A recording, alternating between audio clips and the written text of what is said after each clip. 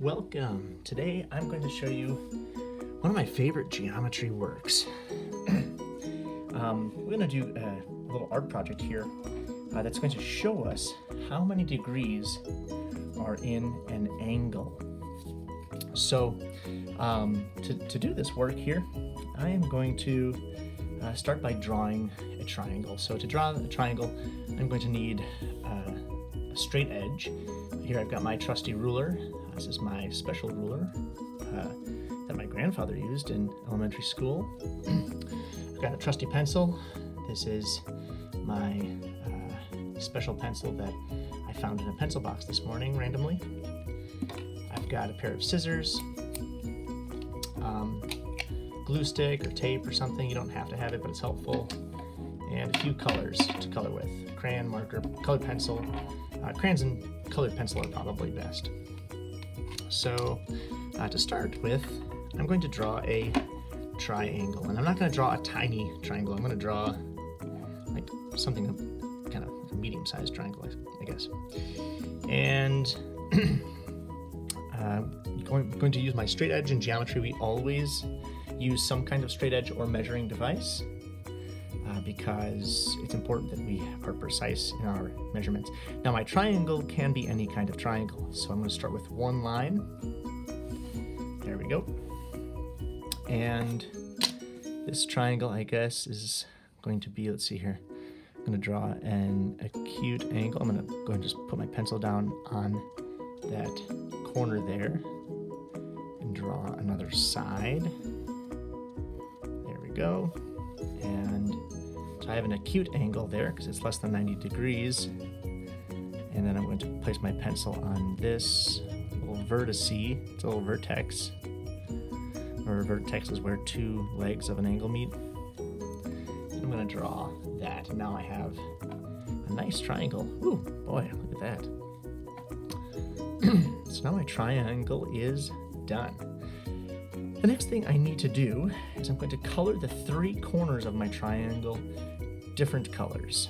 So I'm going to start with this one and being very careful to keep my colors inside the angle.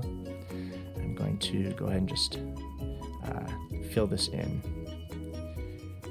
and make kind of a nice little round kind of shape in the middle there. See that little kind of round shape? To about that point of my triangle. See that? I'm going to do the same thing on the next two corners, the next two angles. So here's this angle. Now, notice I did not measure the angles before I started. I don't actually know exactly the measurement of each angle on this triangle. But when I'm done with this, I'm going to calculate the measure of these angles. Anyways, it's really cool little demonstration, cool little experiment. All right. So as I'm doing this, I want you to think about, let's make a little hypothesis, right? A little educated guess. What do you think the measure of this angle is going to be? Just by looking at it, what do you think it is? Now, remember that a 90-degree angle, let me get a 90-degree angle, like the corner of a book here. This here, why do I have a tiny physics book? The size, like doll-sized physics book? Don't ask. This corner here is 90 degrees. We call that a right angle, right? So if I line that up with like the corner of my page here, I see that they match. That's a right angle. But if I line that up with this angle here, you notice that it kind of covers up the angle. Do you see that, how it covers up the angle? If it was a right angle, it would not cover up the angle. It would kind of look a little bit more like this. See that, how it's much smaller than that? So we can say, yeah, this is probably less than 90, less than 90, less than 90. So, I mean, what's an estimation? What do you think? This is less than 90 degrees. See how much less than 90 it is? My estimate, my hypothesis is, I don't know, maybe 60 degrees, something like that. All right, so I've got my three angles measured. Step two, I guess step one was draw a triangle. Step two was color 3 angles, 3 different colors. So I guess it'd be step 3 is to cut out the triangle.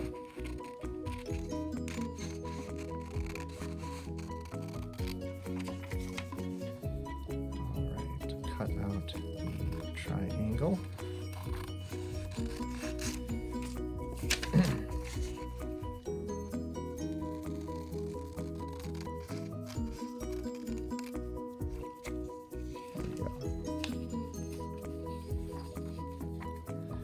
Gonna make myself a nice clean little piece of paper here.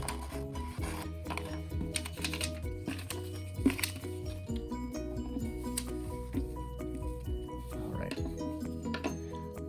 Step 4 is to tear off these corners. I want nice big triangles here. I don't want little tiny ones. So I'm tearing off all the color there. See that? 1, 2, 3. There we go. Step 4, tear off your corners. Now I have my 4 corners torn off. Step 5, the reason actually it's helpful to tear them off is, do you see how it has 2, there we go.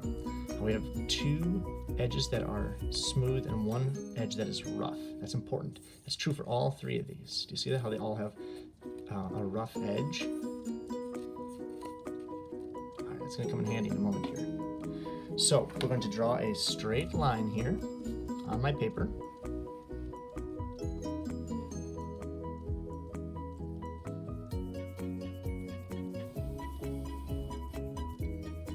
And the last step here, I add a bit of glue on my page. You could use tape.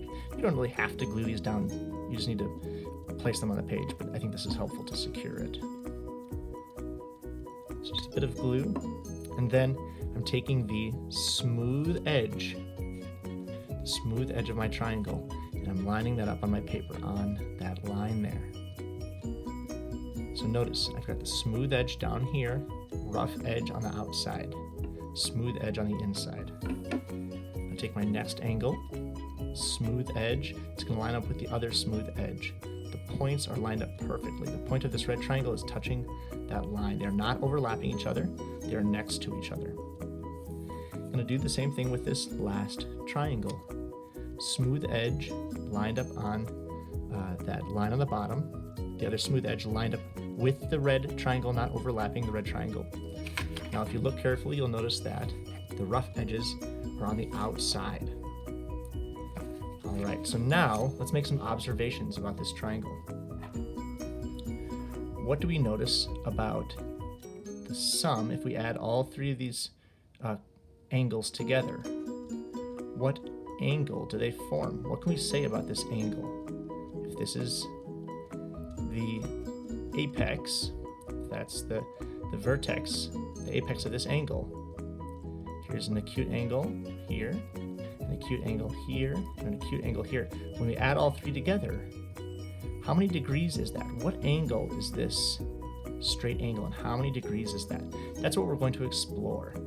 So I want you to try this at home, and I'd love to hear your hypothesis and your ideas about what angle this is.